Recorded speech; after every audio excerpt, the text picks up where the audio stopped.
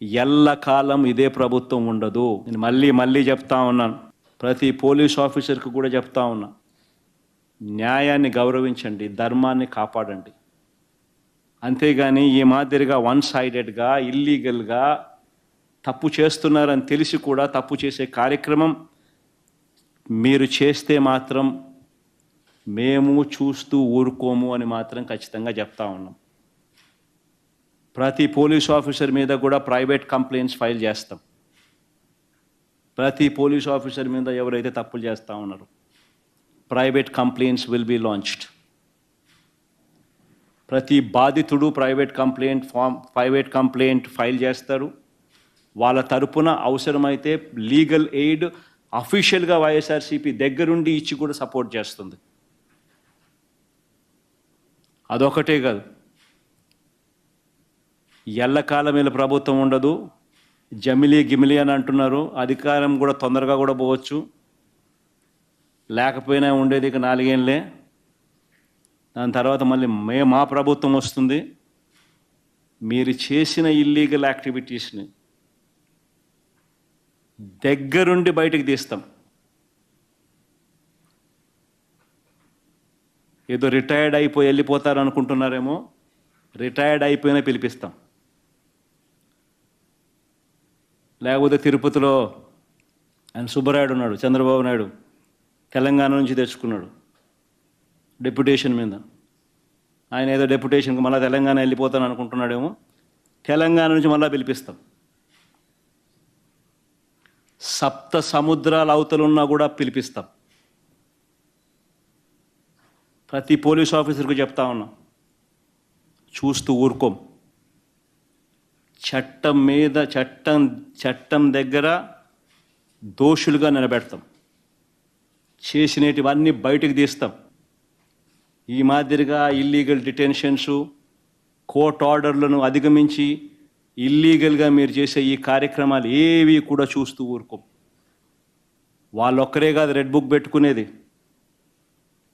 Red book పెట్టుకోవడం పెద్ద పనే కాదు. ఈరోజు నష్టపోయిన బాధిత కుటుంబాలు ఎవరెవరైతే ఉండారో ఆ ప్రతి కుటుంబం రెడ్ బుక్ పెట్టుకుంటుంది.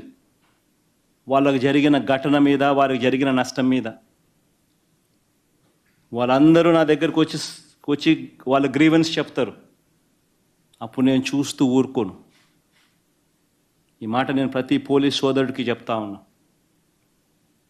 ఎందుకనంటే పోలీసులు అంటే గౌరవం ఉండాలి, వ్యవస్థ అంటే బ్రతకాలి.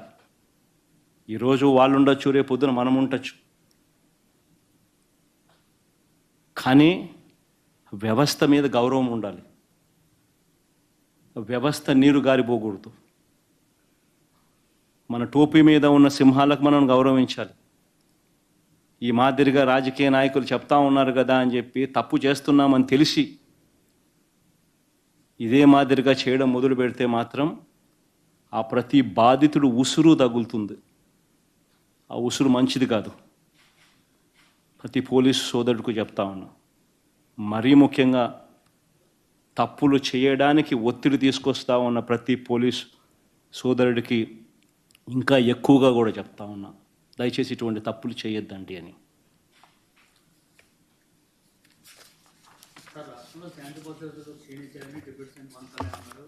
బయటికి వెళ్తే మమ్మల్ని కూడా తెస్తున్నారు అంటే ప్రభుత్వ వైఫల్యంగా.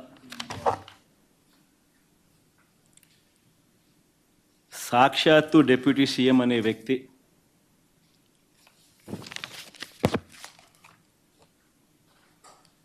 లా అండ్ ఆర్డర్ ఈ స్థాయిలో దిగజారిపోయింది అని చెప్పి నోరు మెదిపాడు అని అంటే, నోట్లో నుంచి మాటలు వచ్చాయి అని అంటే ఆశ్చర్యం కలిగించే ఘటన. మాట్లాడతాడు కానీ ఒక దళిత హోమ్ మినిస్టర్ మీదకి మాత్రమే ఆపేస్తాడు. అసలు లా అండ్ ఆర్డర్ అనేది ఎవరి సబ్జెక్టు? డైరెక్ట్గా ముఖ్యమంత్రి సబ్జెక్ట్ కాదా law and order? Law and order fail అయితే ప్రశ్నించాల్సిందని ఎవరిని? చంద్రబాబు నాయుడు కాదా ప్రశ్నించాల్సింది? చంద్రబాబును ప్రశ్నించే ధైర్యం లేదు. పాపం ఏమైతే దళితురాలు అమ్మాయి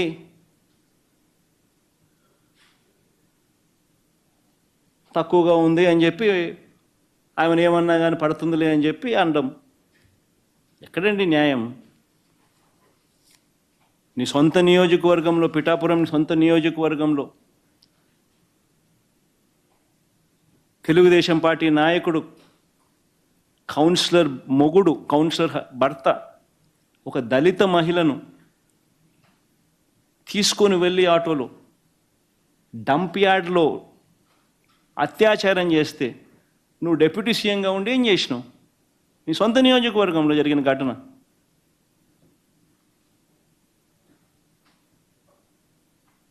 చంద్రబాబు నాయుడు ప్రశ్నించే ధైర్యం లేదు, చంద్రబాబు నాయుడు వ్యతిరేకంగా మాట్లాడే ధైర్యం అంతకన్నా లేదు. తోలు తీస్తానంటాడు, ఇంకేమనంటే ఇంకేదో అంటాడు, డైలాగులు, సినిమా డైలాగులు కొట్టమంటే మాత్రం కొడుతూ అంటాడు.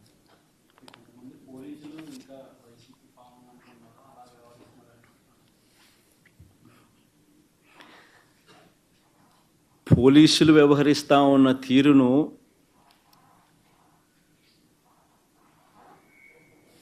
న్యాయం, ధర్మం అనే పిల్లర్స్ మధ్య పోలీసులు వ్యవహరించాలి. అన్ఫార్చునేట్గా కొంతమంది పోలీసులు బాగా పనిచేస్తూ ఉంటే చంద్రబాబు నాయుడు చెప్తా ఉన్న అన్యాయాలకు, అక్రమాలకు, ఇల్లీగల్ డిటెన్షన్లకు వాళ్ళు తల ఒగ్గకపోతే వాళ్ళు బాగా చేయడం లేదు అని చెప్పి వాళ్ళ మీద బ్రాండింగ్ చేస్తారు. అదే వీళ్ళ ఇల్లీగల్ డిటెన్షన్స్, వీళ్ళు చెప్పినటివన్నీ తప్పుడు కేసులు, ఇవన్నీ పెట్టే కార్యక్రమం చేస్తే మాత్రం వాళ్ళు పోలీసులు బాగా పనిచేస్తూ ఉన్నారని చెప్పి కితాబిచ్చుకుంటారు. నిజంగా న్యాయం, ధర్మం వైపు ఉండాలి.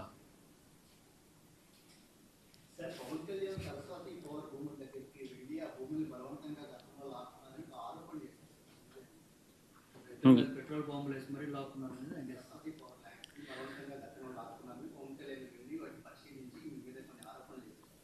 ఇన్ఫ్యాక్ట్